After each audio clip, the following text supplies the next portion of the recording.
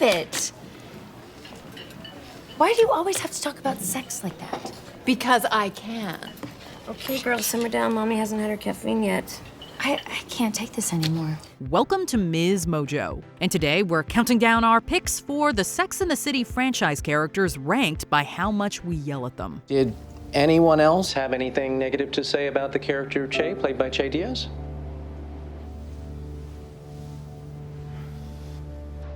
Okay, looks like we got a Yahtzee. For this list, we're ordering the main Sex and the City and Just Like That crews based on how infuriating we find many of their actions, dialogue, and choices. Which character do you find the most insufferable? And how would you rank the rest? Let us know in the comments.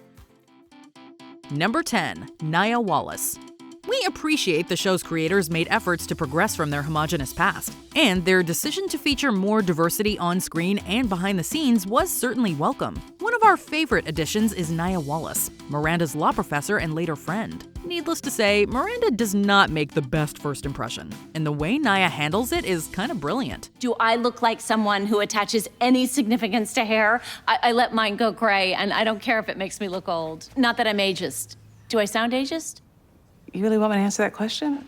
We're also rooting for her in her subplot, where she deals with infertility, uncertainty over motherhood, and relationship troubles. Child is not a pivot.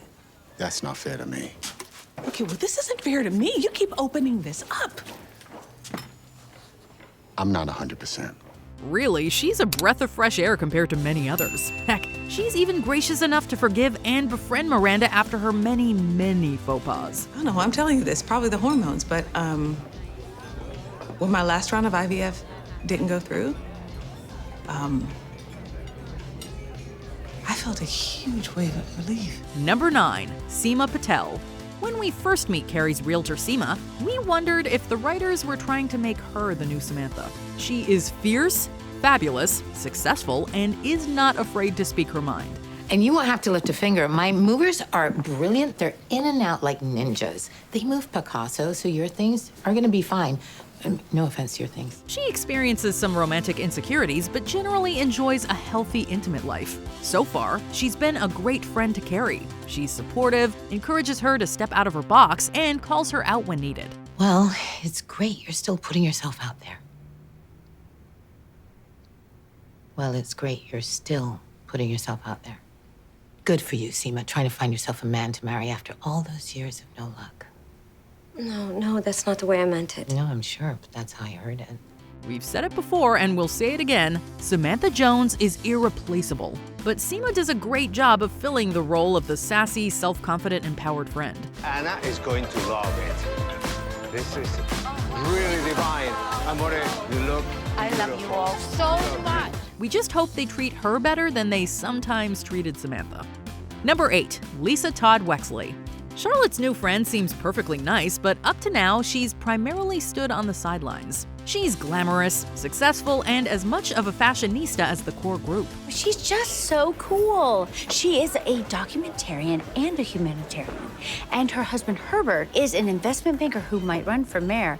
And she's on the International Vogue Best Dressed list. We cannot emphasize enough that no one could ever replace Samantha, but she seems to be the most obvious choice to fill the 4th seat over Brunch. Don't get us wrong, she seems lovely and she's a great friend to Charlotte, but right now, that's all. Charlotte's never dropped a ball in her life. Check your spam, Deirdre. The whole chain is there. Okay.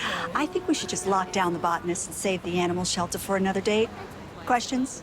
No questions? I'm late. Have a great day. Did we want to scream into a pillow during that whole MILF list debacle? Sure. Come on, Lise, you're a mom. How would you feel if a group of middle-aged women stood around gawping at your teenage son? Let's hope that was an isolated incident. It has just come to my attention that a group of Arbor School mothers was overheard objectifying a male student in the hallway. Number 7, Samantha Jones. We stan Samantha Jones as much as the next Sex and the City fan, and her physical absence in the revival/sequel before her cameo has been sorely felt. So weird. I know. I always thought the 4 of us would be friends forever. She was usually the most open-minded and progressive member of the group, and a great friend to the others. She taught us that female sexuality should be celebrated, and that the most important thing we can do is love ourselves. I love you too, Richard. but I love me more.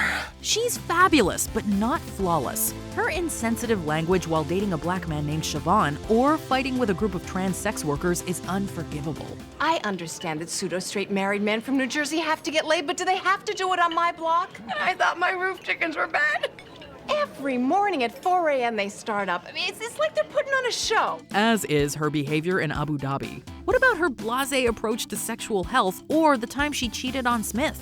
We expected so much better from her. I don't know what's wrong with me.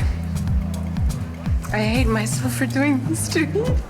Number 6, Steve Brady. Steve Brady is a sweetheart. In Sex and the City, he's a genuinely kind-hearted, lovable goofball who isn't afraid of challenging Miranda. I'll have another glass of wine, please. Are you allowed to talk to me like that? Yeah, I think I am. Enjoy. He's the kind of guy who shows up when it matters, without being asked. Nevertheless, we were as disappointed in him for stepping out as we were to accept the movies as canon. It didn't mean anything. It just happened once, and it's been killing me. It's killing you. It just happened.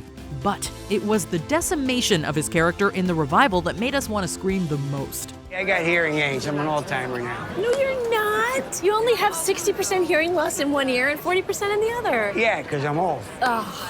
While Miranda's off on a journey of self-exploration, he's sitting on the sofa picking chia seeds out of his teeth. The Steve we knew never would have settled for this, and certainly wouldn't have let Miranda walk all over him. Listen, this isn't us. This is not who we are, okay? It is not who we are, okay? So please, you can't get on the subway, you know, all crying and everything. So, you know, just stay here with me. Number 5, Anthony Marentino. Charlotte's wedding planner turned friend is perhaps the most consistent character across the franchise. Anthony quickly established himself as the kind of person who doesn't mince their words. And it's usually hilarious. Harry and I will always have each other? No, Char, the friggin' light over there in the park. When did it become fall? Somewhere between your ovaries and my boredom. Although, we're not here for body shaming. Mother of God, what's with the gut? Well, she's eating something out there. He has a more prominent role in the revival, allowing audiences to see his sweet, funny side as well as more of his classic savageness. He could have been such a positive influence in Rock's coming out story, but his initial dismissive attitude was disappointing to say the least. Right now, she's just a little sourdough starter. Who knows what she's gonna grow into? So relax and get her some deodorant. As was the breakdown of his marriage to Stanford. The writers gave us some unsatisfying send-offs, but given the tragic loss of Willie Garson, this one cut deep. Why the dramatic note? By the time you read this, I'll be in Tokyo. I mean, who is he? The lost Bronte sister? Number 4, Charlotte York Goldenblatt. Charlotte is typically viewed as the most conservative member of the group. Sex is something special that's supposed to happen between two people who love each other. Or two people who love sex. Oh my God, you're such a what? What am I, Charlotte? Although she wasn't wholly opposed to experimentation, she was often perceived as prudish and judgmental. She also had the occasional tendency to make everything about her. She's so desperate to settle down that she marries a man who thinks alrighty is an acceptable response to a marriage proposal. You always seem to know just what I want. Maybe we should get married. Alrighty. Well, at least it led her to Harry. Not that she initially treated him particularly well. Revival Charlotte has grown a lot, but still has some eye-rolling habits. She makes Carrie's loss about her, and forcefully tries to diversify her friendship group. Also, no, Charlotte, your waist size does not determine your qualification to work at a gallery. Ballerina, gallerina. Anything that ends in ina is teeny tiny. And it is not gonna help that they are all gonna be like 25. Number 3, Che Diaz. Che Diaz and the audience got off on the wrong foot almost instantly. Did the writers really think viewers would get behind a character who is steeped in tokenism, speaks in cliches, and has a woke moment button? Woke moment! And yes, I know that no one person can represent all the genders and sexual orientations or an entire race. Also, they're meant to be a comedian, right? So why aren't we laughing? Then there's Che and Miranda's relationship, which had more red flags than a beach on a stormy day. Che's selfish, moody, and treats Miranda so poorly. I've never heard him cry like that. It scared me, and I was so afraid to miss another call. You ruined the family scene! Well, I had my own family scene, and it was real. Oh. So... Ultimately, they personified many of the show's pitfalls, and some fans felt they weren't a genuine and fair representation of LGBTQIA+ and non-binary people. The whole Che character was like a walking boomer joke that felt so fake to me.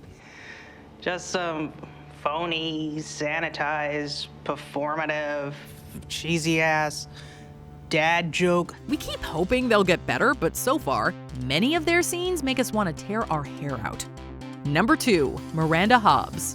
In Sex and the City, Miranda is a realist with a strong sense of self, and more often than not, a good friend.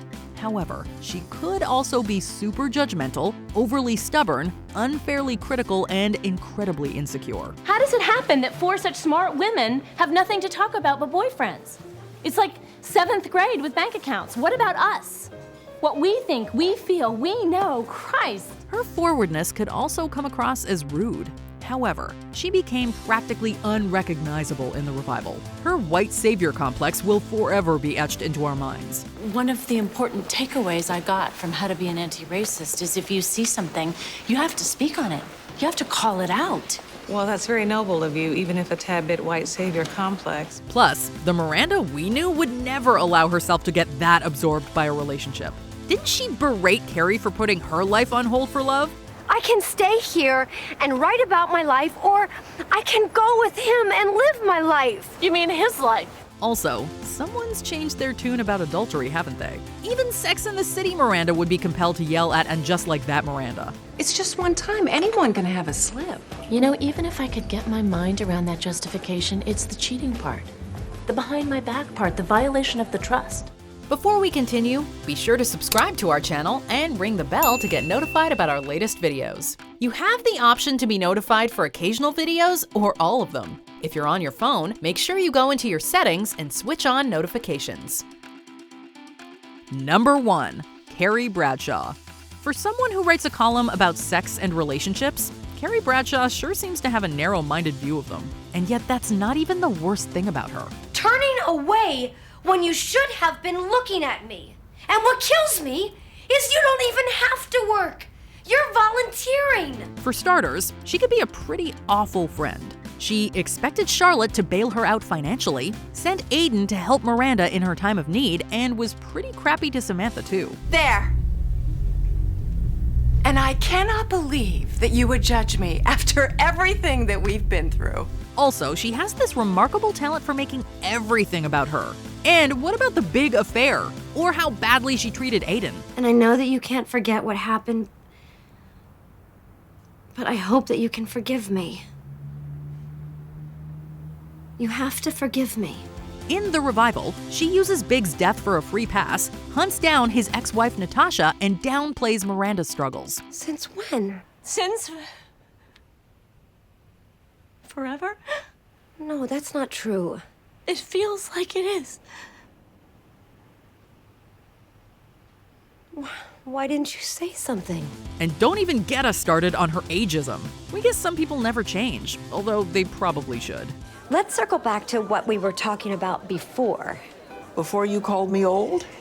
So how much did you say you wanted? Do you agree with our picks? Check out this other recent clip from MsMojo. And be sure to subscribe and ring the bell to be notified about our latest videos.